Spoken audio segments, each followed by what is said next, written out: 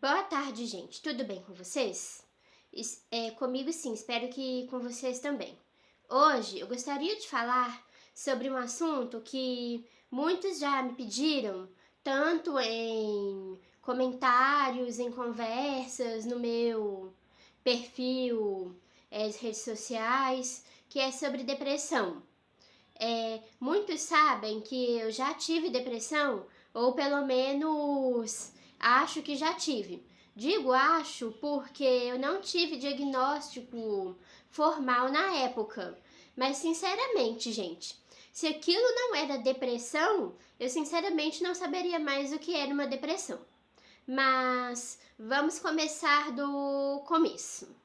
Vocês se lembram que no vídeo que eu gravei sobre o cessacionismo, eu contei de uma experiência que eu tive na igreja, onde na pregação Deus me fez entender que tempo não apaga pecado e mudança não apaga pecado, mas confissão, que Deus quer que a gente tenha coragem de admitir onde nós erramos, por que nós erramos, tanto para ele quanto para as pessoas, porque isso é uma forma, né, de libertação completa. Porque se a gente não fizer isso, é como se algo ainda estivesse travando a nossa vida.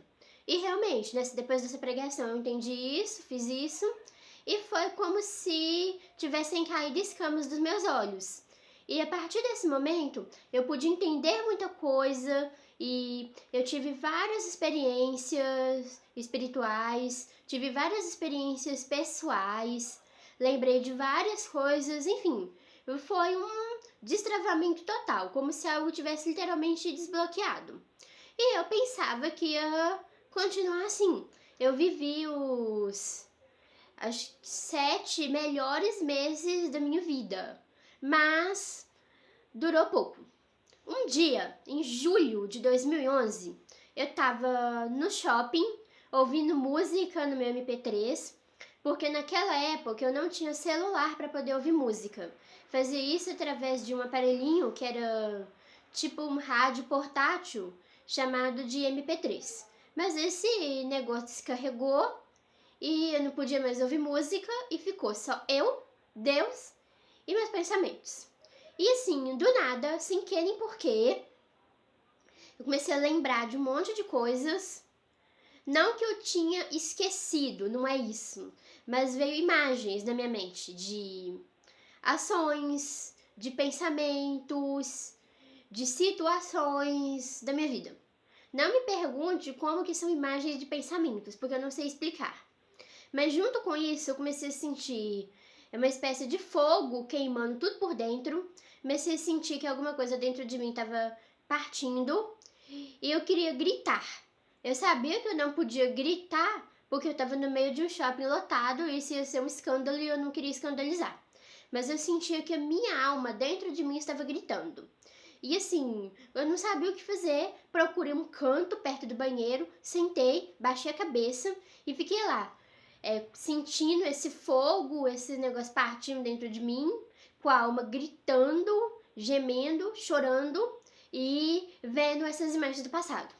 Aí chegou uma senhora perto de mim e perguntou o que estava acontecendo. Eu virei para ela e falei que não sabia o que estava acontecendo.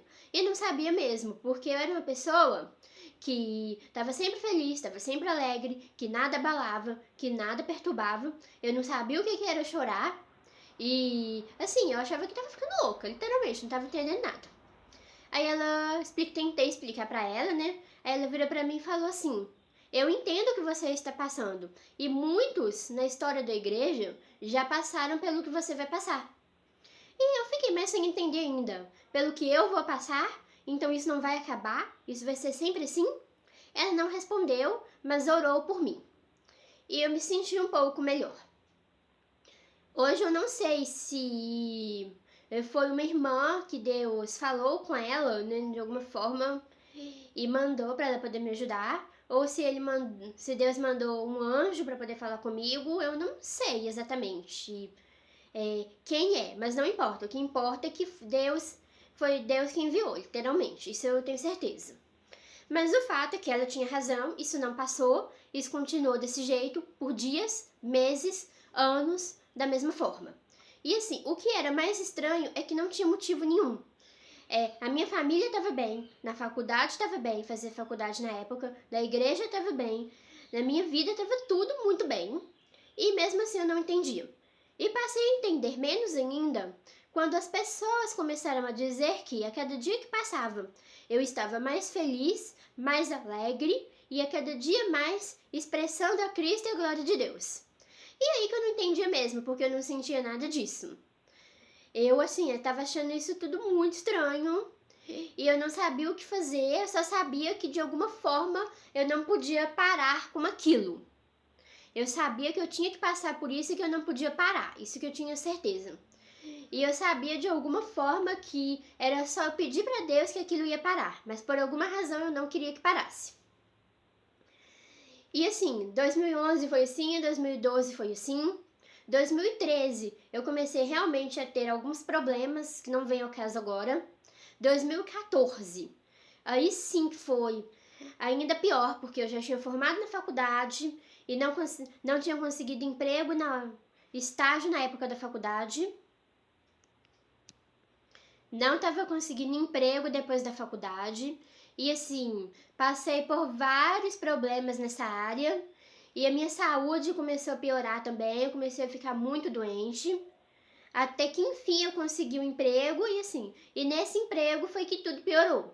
Lá eu sofria todo tipo de humilhação que vocês pudessem imaginar. O pessoal vivia pra mim e ficava falando o tempo todo: você não presta, você é muito burra, você é muito idiota, você não dá conta de nada, sua inteligência não serve pra nada, seus dons não servem pra nada, você só serve pra fazer as pessoas sofrerem. Era o tempo inteiro só ouvindo isso. E assim, tudo que eu fazia, as pessoas diziam que eu não fazia ou que eu não fazia direito. Muitas coisas que eu fazia desapareciam para eu dizer que eu não estava fazendo. Eles só mandavam fazer coisas que sabiam que eu não ia dar conta só para ficar humilhando. E eu comecei a passar fome, porque eu almoçava muito tarde e a hora que eu almoçava eu já não tinha mais fome e não conseguia almoçar direito. E quando eu ia jantar, o meu organismo simplesmente rejeitava a comida e eu começava a vomitar. E assim, os dias que eu vomitava, ainda estava mais ou menos bem. Mas mesmo os dias que não vomitava, eu passava mal. Todo dia, eu só tinha força na hora do trabalho. Saía do trabalho e desmontava. Não parava em pé, tinha que ficar deitada no ônibus, deitava no ponto de ônibus. Vivia tonta, com muitas dores. Até na igreja, quando eu ia para a igreja, eu tinha que deitar na igreja, porque eu não aguentava ficar em pé de jeito nenhum. E assim, trajetos que normalmente seriam 20 minutos andando, eu gastava 1h40, porque eu simplesmente não parava em pé. E emagrecia, meu peso normal é 45 quilos, mas eu cheguei a ter 39 quilos. E assim, e todos os dias doente. Os dias que não vomitava, era a mesma sensação como se fosse vomitar, mas não saía nada. E era assim, foram assim, os 2 piores meses da minha vida. E aí que eu não. E foi aí que eu comecei a questionar Deus. Por quê? Por quê? Por quê? Por quê? Por quê? Porque eu não entendia por que eu estava passando por aquilo. Até que um amigo meu da internet me deu umas pregações para poder ouvir.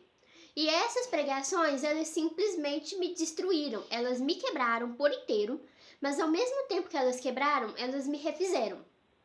E nessas pregações, eu entendi que realmente tudo aquilo que eu estava passando, várias pessoas ao longo da história da igreja, da Bíblia, passaram, porque são provações que nós temos que passar para poder servir a Deus melhor. É um processo que é chamado de quebrantamento, de noite escura, de vale da sombra da morte, de deserto. Cada um chama de uma forma diferente. E assim, ele contava vários testemunhos que eu me identifiquei. Por exemplo, um dos que eu mais me identifiquei era de uma pessoa chamava Henrique, alguma coisa assim. Isso aconteceu há muitos séculos atrás. Esse rapaz, ele tinha feito um voto com Deus e ele estudava, era seminarista na época, mas ele não namorava, ele não era casado, nem nada. E assim, ele era visto como uma pessoa muito usada por Deus. Até que um dia apareceu uma mulher com um filho dizendo que o filho era dele. E aí acabou. As pessoas começaram a humilhá-lo, começaram a persegui-lo. Onde ele passava, as pessoas chegavam até a cuspir, né? E ele não entendia o que ele tinha feito de errado e foi pro meio do mato questionar a Deus por quê. Aí Deus simplesmente virou para ele e falou assim: se cale, não se defenda e cuide dessa criança. E ele fez isso, aguentou todas as zombarias, aguentou todas as humilhações. Até que passaram alguns anos, a mulher voltou para a cidade e virou e falou assim: gente, é o seguinte, ele não é o pai do meu filho, mas ele é a única pessoa digna o suficiente para poder criá-lo. Por isso que eu fiz isso, mas eu me arrependo. E a partir daí ele voltou a ser o pregador e as pessoas passaram a respeitá-lo como homem de Deus novamente. E assim, enquanto eu ouvia aquilo, Deus falava claramente comigo: não se defenda. Por quê? Porque eu me queixava, né, do que eu estava passando no trabalho e tudo aquilo. E todo mundo falava, até minha mãe falava: reclama, se defende, denuncie, processe. E eu não sabia o que fazer. Um dia também eu abri a Bíblia. Eu sei que muitos dizem que não se pode fazer isso porque Deus não fala assim. Isso não é verdade.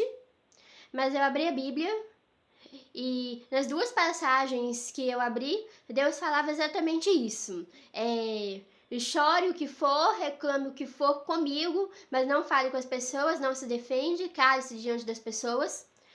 E eu tomei aquilo como palavra para minha vida e resolvi simplesmente não me defender e aguentar. E assim, e essas pregações, elas meio que... elas não melhoraram em nada a minha situação, mas elas fizeram a minha tristeza e a minha revolta acabar. Porque eu entendi que eu realmente tinha que passar por aquilo e que passar por aquilo não era um problema, mas era um privilégio.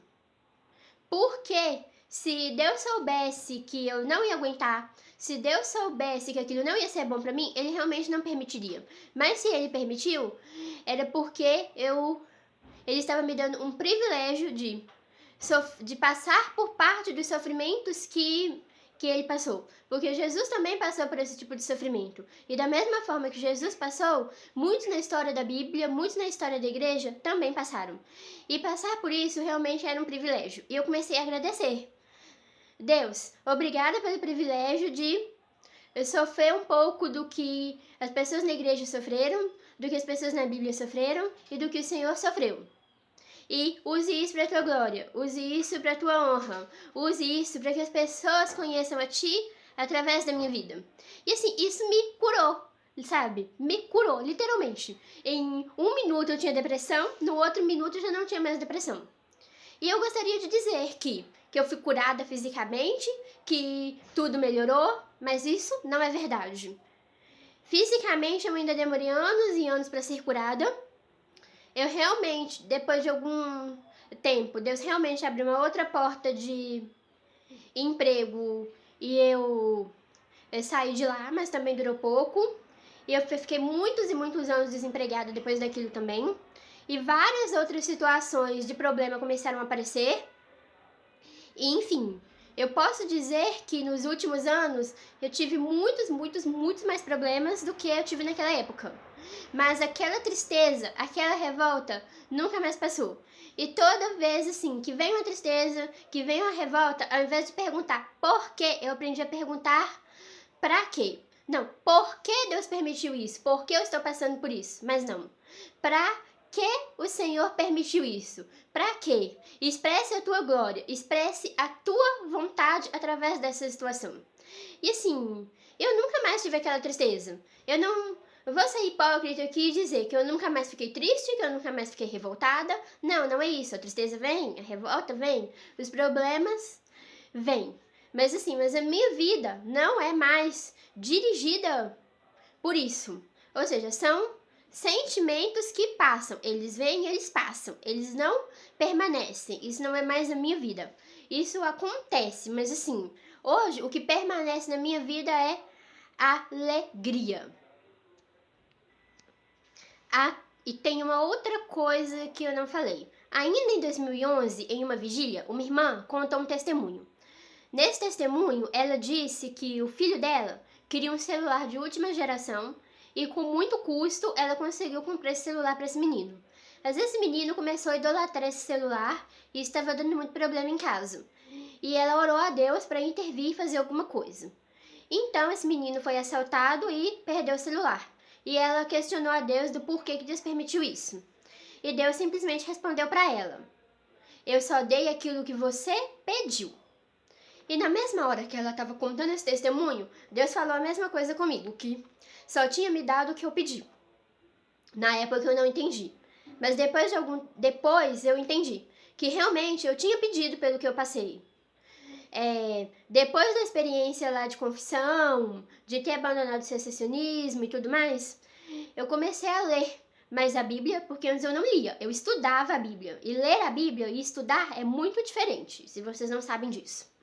Mas enfim, eu comecei a ler a Bíblia e tudo que eu lia na Bíblia eu pedia para que se tornasse realidade na minha vida. Comecei a ler livros cristãos, a ouvir músicas que falavam sobre o fogo de Deus que vinha, que purificava, sobre o quebrantamento, sobre Deus quebrar e fazer de novo, sobre Deus destruir na nossa vida tudo aquilo que não provém dele, que Deus expresse a glória dele através de nós, que Deus expresse a vida dele através da nossa vida e tudo aquilo. E eu começava a orar realmente: Deus, me quebra, me faça de novo. Deus, destrói em mim tudo aquilo que não provém de ti. Deus, vem com teu fogo e queima todo pecado, queima toda raiz de pecado, queima tudo aquilo que não é do Senhor. E eu orava por isso. E assim, as músicas que eu cantava também, tinha uma que dizia assim: só quem conhece a dor de ser marcado pode ser mudado, então muda-me. Outra que dizia assim: só entende de lágrima quem já chorou, só entende de dor quem já foi ferido e de perda quem já perdeu. Enfim, eu cantava essas músicas e assim, teve um livro que eu li que dizia mais ou menos assim: o fogo virá, a purificação virá. A questão não é se virá, a questão é quando virá. Então peça por isso de uma vez, para não ter mais problemas depois. Enfim, eu orava por isso, eu orava, eu clamava. E Deus realmente me deu isso. Só que a questão é que o fogo de Deus, quando ele vem, ele destrói tanto aquilo que a gente sabe que é pecado, aquilo que a gente acha que é pecado, mas também destrói aquilo que a gente não sabe que é pecado e até mesmo aquilo que não é pecado, aquilo que é dom de Deus, aquilo que é dádiva de Deus, mas que a gente acha que é propriedade nossa. Então, assim, eu tinha alegria, eu tinha inteligência, eu tinha capacidade, eu tinha tudo isso e eu achava que eu tinha saúde.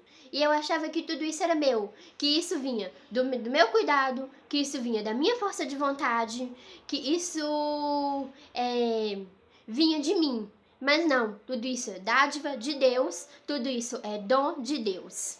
E assim, eu tive que perder para poder glorificar mais a Deus. Não que eu não glorificasse, glorificava. Mas assim, ainda tinha aquela pontinha. Eu sou inteligente porque eu estudo. A minha saúde é boa porque eu me cuido. E assim, Deus não queria isso. Deus queria que toda honra, toda glória fosse dele. Então, assim, uma das coisas que eu fiz também, através daquelas pregações que foram as que me curaram, eu simplesmente desisti. Eu falei: Deus, eu não quero mais saúde. Deus, eu não quero mais alegria.